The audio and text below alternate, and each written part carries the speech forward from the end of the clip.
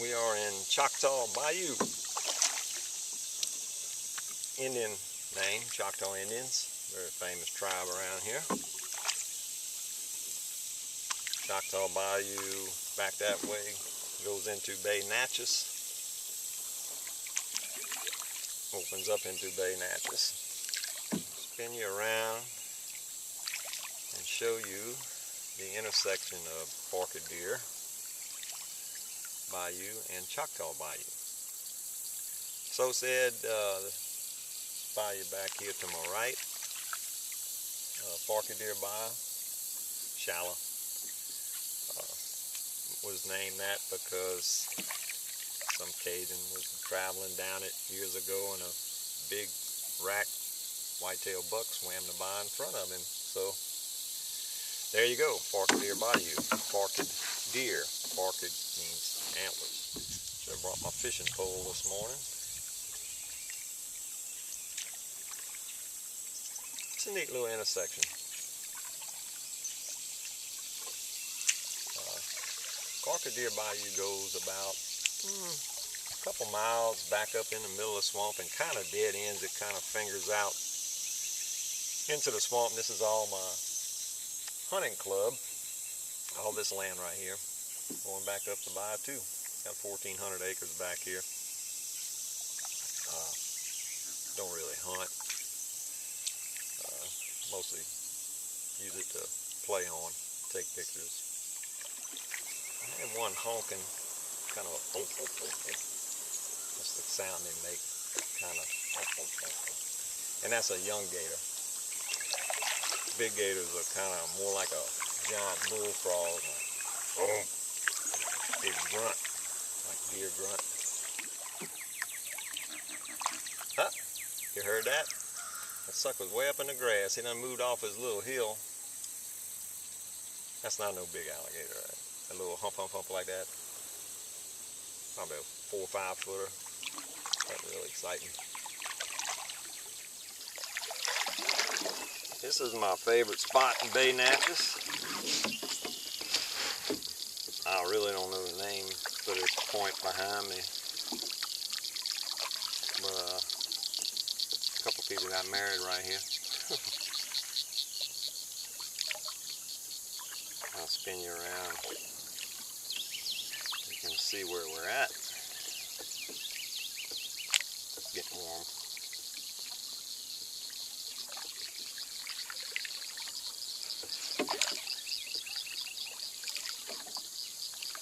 Or where Catfish Bayou comes out in Bay Natchez.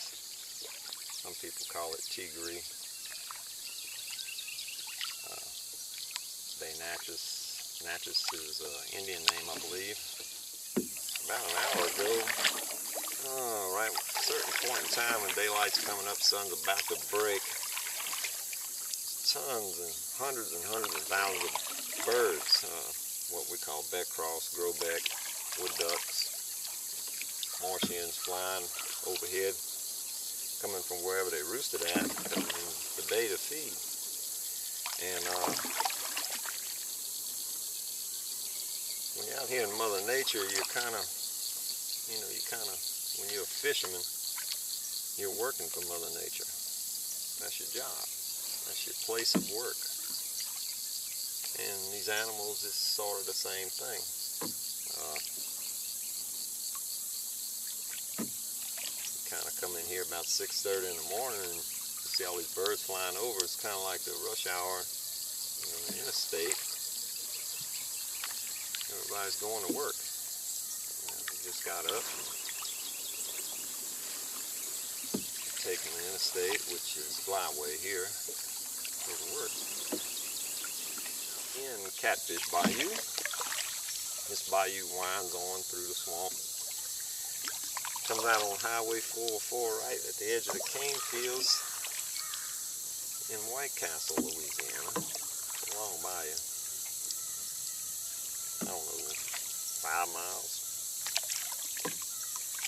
A lot of swamp here, surrounded by bramboles. I think I said that right.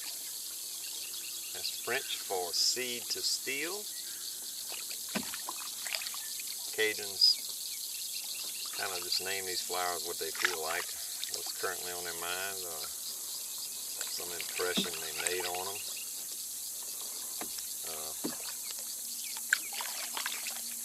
Or what they're thinking at the time when they see one of these things. First time I saw them, I called them swamp magnolias. Correct name, or if you want to say correct, technical name for these is American lotus.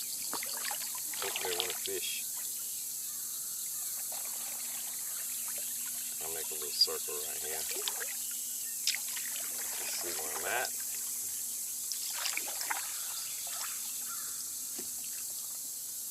I like being in a P-road because it's so quiet. You can hear all the sounds of Mother Nature. And a little lesson on Granabole, American lotus, or magnolia. Flower starts off a bud like this, and then it progresses from there, let's see, to this.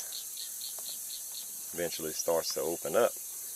Here's your wide opened up flower.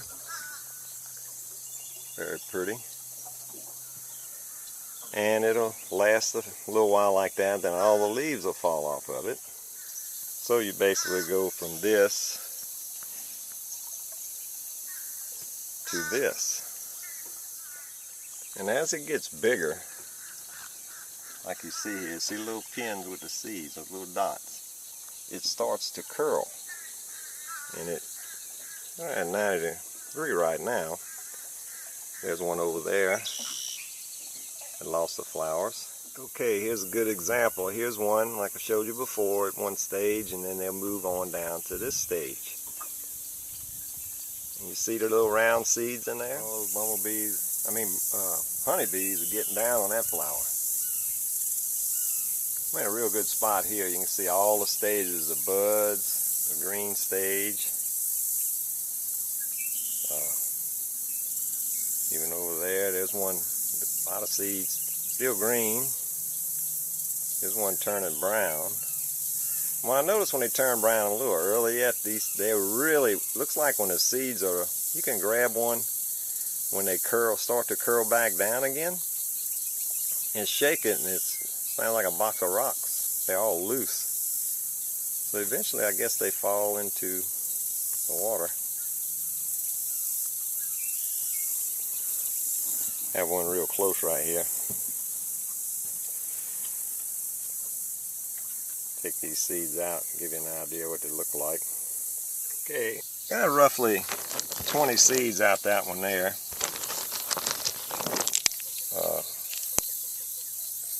I've eaten them like this, and they kind of like a pistachio. They hard as hell to crack.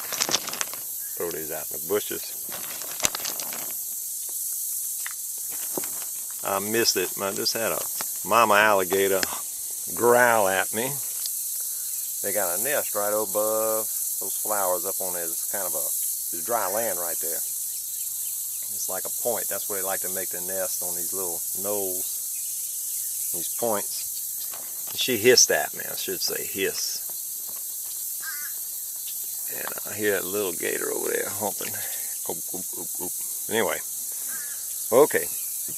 I would have to say the Indians figured this out on these seeds. I doubt seriously they had a problem with food this time of year. You can hit them with a little hammer or mallet and they'll crack open. They're hard as hell to peel, but they're delicious. Better than a pistachio, actually. And I guess why the Cajuns named them seed to steal, Granabole, because you are stealing them when you take them and eat them. Very simple-minded people. They named a lot of things out here in the swamp. Just common sense type name, whatever they used it for or benefit it had to them. That's kind of where the names come from. Yeah, can't come out here without picking patty flowers.